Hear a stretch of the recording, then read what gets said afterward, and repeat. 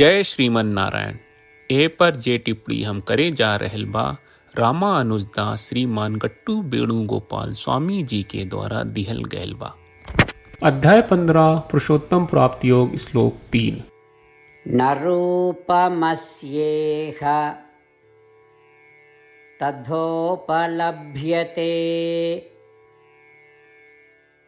नान्तो न चादिः न च सम्प्रतिष्ठा अश्वत्थमेनं सुविरूढमूलम् असङ्गशस्त्रेण दृढेन छित्त्वा। ओम। गीताचार्य श्री कृष्ण परमात्मा अर्जुन समेत हमनी के पुरुषोत्तम प्राप्ति योग सिखा रहल बानी। परमात्मा कहत बाड़न, हे अर्जुन, ई अश्वत्थ वृक्ष के असली स्वभाव और एकर अंत, एकर शुरुआत और एकर आधार ना देखल जा सके। बाकी ई गहराई जड़ वाला अश्वत्थ और संसार के पेड़ के काटे के पड़ी। ई अश्वत्थ और संसार के पेड़ के काटे खातिर मजबूत कुल्हाड़ी बा। ऊ हथियार त्याग हवे। वैराग्य ऊ विरिक्त है जौन हमना के छोड़ के बाकी सब चीज और ई भोग के प्रति दिखावे के चाहिए। एकरा अलावा दुनिया में माई बाप और बेटा के बारे में नहीं के जैसन हमनी के सोचनी जा, बल्कि ब्रह्मा ई संसार के पेड़ के स्रोत हवे, सब मनुष्य ई संसार के पेड़ के डांड हवे और इंद्रिय वस्तु ई पेड़ के डांड हवे।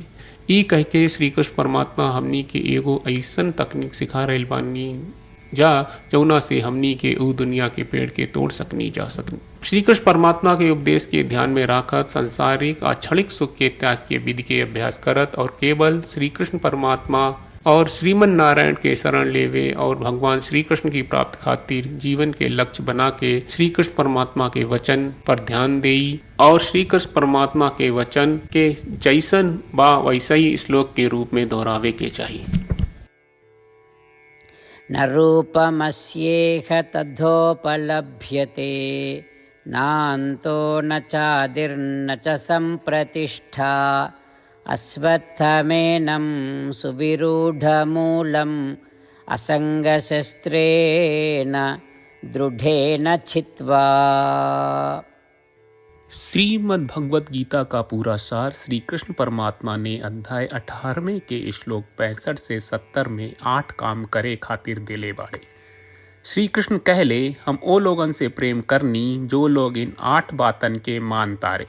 हम ओ भक्तन के हर तरह से रक्षा करब। श्री कृष्ण परमात्मा के द्वारा बोलल गईल संपूर्ण भगवत गीता सुनला के बाद अर्जुन कहले, करिष्ये वचनम त्वा, जेके मतलब बा कृष्ण मैं उही करब जौन आप कही। यही कारण बा श्री कृष्ण अर्जुन के हर तरह के सफलता आ विजय प्रदान करेले। आई परमात्मा के आपन व्रत देई कि हमनी के ये 8 गौ कर्म के पालन करी जा। ई वचन परमात्मा के देवे से बड़न कौनो पूजा तपस्या यज्ञ नहीं। हम 8 प्रण कहब जौन हमनी के करे के चाहिए। आप सब कृपया इन्हन के आपन दिमाग और दिल में सोची। श्री कृष्ण के आपन वचन देवे के ई तरीका में हमनी सबकी कल्पना करे के चाहिए कि श्री कृष्ण का चेहरा खुशी से चमकत बा और खुशी के एहसास करत बा। जय श्रीमन नारायण। यहाँ हमनी के 8 वादा बा।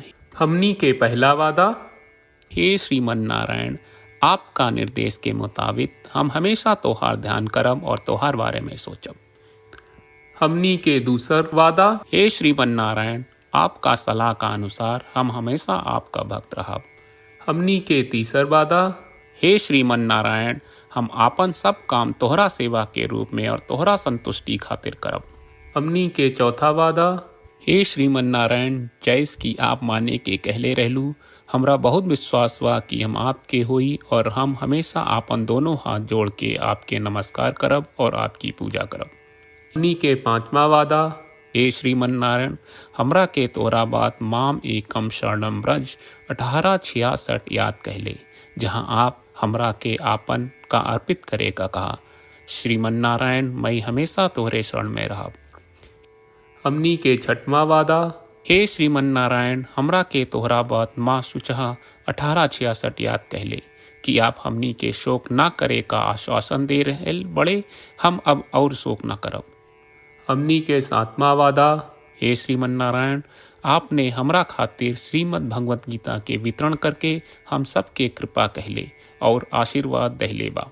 हम वादा करत बानी कि रोजाना कम से कम एक श्लोक पढ़ब या सुनब। हमनी के आठवां वादा।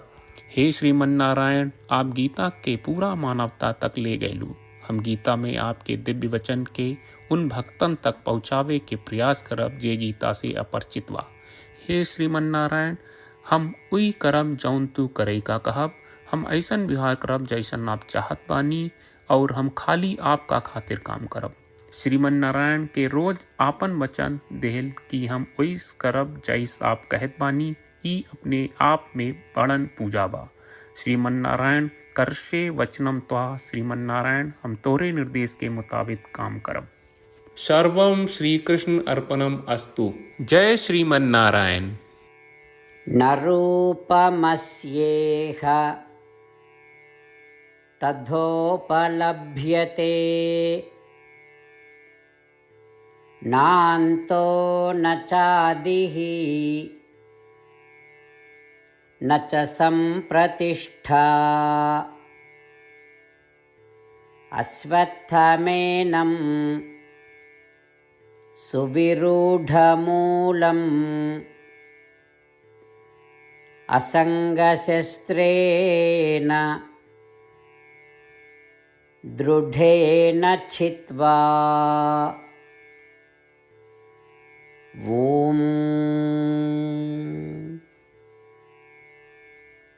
न रूपमस्येह तथोपलभ्यते, नान्तो न चादिर्न च सम्प्रतिष्ठा। अश्वत्थमेनं सुविरूढमूलम् असङ्गशस्त्रेण दृढेन छित्त्वा।